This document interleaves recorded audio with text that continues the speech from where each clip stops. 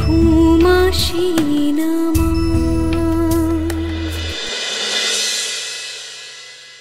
আয় দীপু, দাঁড়া। এই প্যান্টের পকেটে কি রেখেছিলি রে? কোন প্যান্ট? কোন প্যান্ট আবার? যে প্যান্টটা পরে বাজারে গিয়েছিলি? কি রেখেছি? তুই দেখ না, তোর মামার হাতে রয়েছে, সেটা দেখ।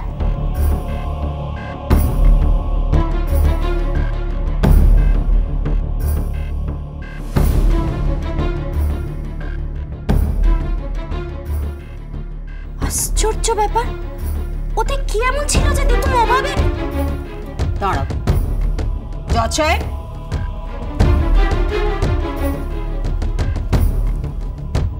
কি হলো? কথা বলছো না কেন? কি ছিল ওতে যে দীপু একবারে ছো মেরে নিয়ে চলে গেল? হ্যাঁ, ও দেখো কিছু বলছে না। আচ্ছা ঠিক আছে, দীপুকে ডেকে জিজ্ঞেস করলে তো হয়। হ্যাঁ হ্যাঁ, তাও তো বটে। অদীপু, দীপু। থাক, ওকে আর ডাকতে হবে না। তো ওকে ডাকতে হবে না, তুমি তো কিছু বলবে। কি ছিল মুখের চেহারা দেখে বুঝতে পারছি মারাত্মক কিছু ঘটে গেছে। কি ঘটলো সেটা তো বলবে আমাকে নাকি? ওতে একটা নেশার জিনিস ছিল, মারাত্মক নেশা।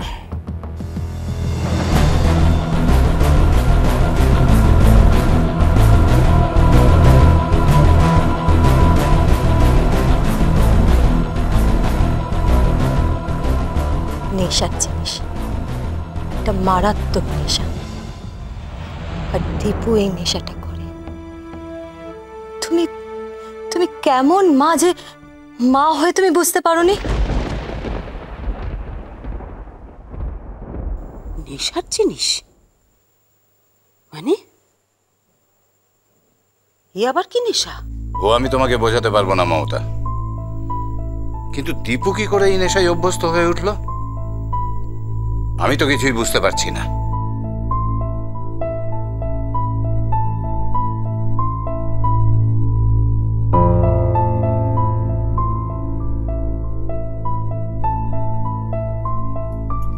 দেখো, ও দেখো, আমার কি সর্বনাশ হয়ে গেল গো। আমার কি সর্বনাশ হলো, কি সর্বনাশ হলো আমার। আমার কি হবে দাদা গো? আমি তো একবারও ভাবতে পারিনি, কোনোদিনও ভাবতে পারিনি যে আমার দীপুটা নেশা করবে। তাহলেই বোঝ ছেলের ওপর কিরকম নজর রেখেছিস। দেখো,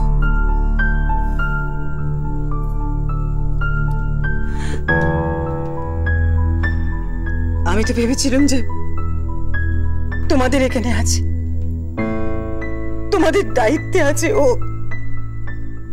আমি তো কখনো কল্পনাও করতে পারিনি দাদা গো যে ও এরকম ভাবে বকে যাবে। তুমি কেন আমাদের তাই করছো? না বিদিশা, আমি তোমার কথা বলছি না। তাহলে কার কথা বলতে চাইছিস তুই? কার আবার? তুমি মামা, তোমার কথাই বলছে। না বৌদি গো,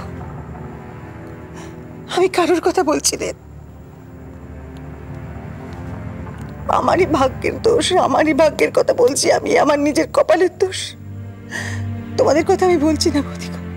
না ঠাকুরজি, তুমি দায়িত্বের কথা তুলেছ, সত্যি একটা দায়িত্ব তো আমাদের আছে, কিন্তু তার আগে আমাকে জানতে হবে ও এরকম ছিনিয়ে নিয়ে দৌড়ে পালালো কেন। তোমার কথাই ঠিক ঠাকুরজি, আমি একদিন নজর দিইনি, এবার দেবো। না বৌদি গো, না, তুমি যাবে না, তুমি যাবে না বৌদি গো। দেখো দীপু আমার ছেলে, ও যখন আমাকে ঠকিয়েছে, ওকে শাসন যা করার আমি করবো, তুমি যাবে না বৌদি গো।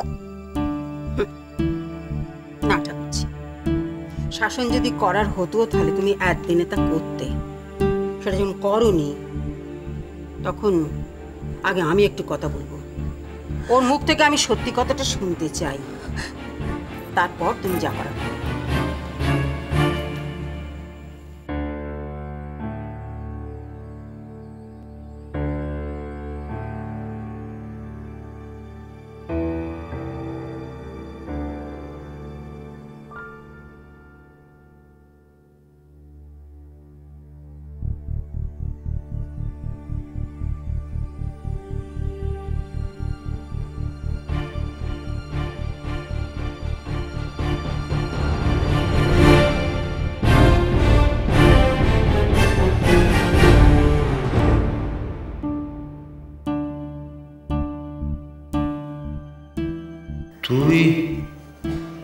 আমাকে যে গয়নাগুলো দিয়েছিলি তা বিক্রি করে যে টাকা পেয়েছিলাম তার থেকে অনেক বেশি টাকার জিনিস আমি তোকে দিয়েছি। আমার ধার শোধ কর, নইলে আমি কিন্তু তোকে আর নেশার জিনিস দেব না।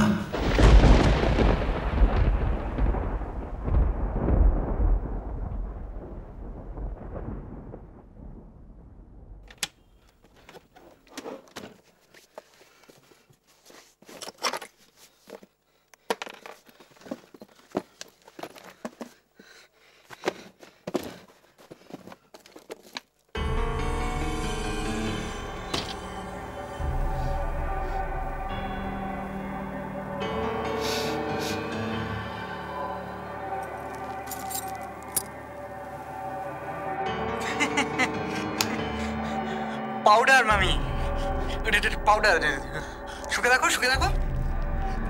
দাঁড়াও দাঁড়াও,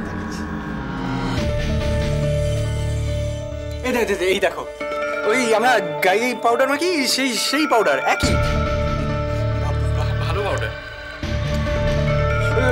এই নাও পরবর্তী, তুমিও দেখো, তুমি দেখো, মামাকেও গিয়ে দেখো, বুঝলে?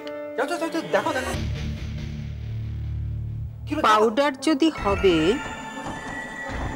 তাহলে তুই কেড়ে নিয়ে পালিয়ে এলি কেন? আমি তুই ভেবেছিলি ওটা সত্যি নেশার জিনিস, তাই তো? তাই কেড়ে নিয়ে পালিয়ে এসেছিস। এবার বল দেখিনি কেন ভাবলি ওটা নেশার জিনিস? না না, আমি কিছু ভাবিনি।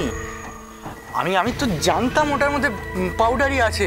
আমি দেখতে এনেছিলাম, প্যাকেটটা খুলতে পারছিলাম না আসলে, তাই প্যাকেটটা খোলার জন্য তুমি ঘরে নিয়ে এসেছো, আর আসল জিনিসটা সরিয়ে এর মধ্যে তুমি পাউডার ঢেলে দিয়েছো, তাই তো? না বড় বৌদি, তুমি বিশ্বাস করো, ওই প্যাকেটটা যা ছিল তাই আছে, আমি কিচ্ছু বদলাইনি। নিয়ে পালিয়ে এলি কেন বল? বললাম তো, দেখার জন্য। মিথ্যে কথা দীপু। দেখার হলে তুই আমাদের সামনেই খুলে দেখতে পারতিস। তুই নেশা করিস? এ মা, কে বললো তোমাকে আমি নেশা করি? কিন্তু দীপু, পিসিমণি তোমার জন্য আমাদের দায়ী করছেন। মা কি বলেছে মা? আরে তোমরা তো জানো মা কিরকম। আচ্ছা ঠিক আছে, আমি মাকে বুঝিয়ে বলবো, ঠিক আছে? যেমন আমাদের বোঝাবার চেষ্টা করছিস। আমি তুমি বিশ্বাস করো, ওতে পাউডারই ছিল। আমি তোমাকে ছুঁয়ে আমাকে ছুঁয়ে মিথ্যে কথা বলবি না দীপু, একদম না। বড় বৌদি, তুমি আমাকে বিশ্বাস করছো না তো? না, করছি না। বেশ, বিশ্বাস করো না? যাবি না দীপু, দীপু দাঁড়া বলছি।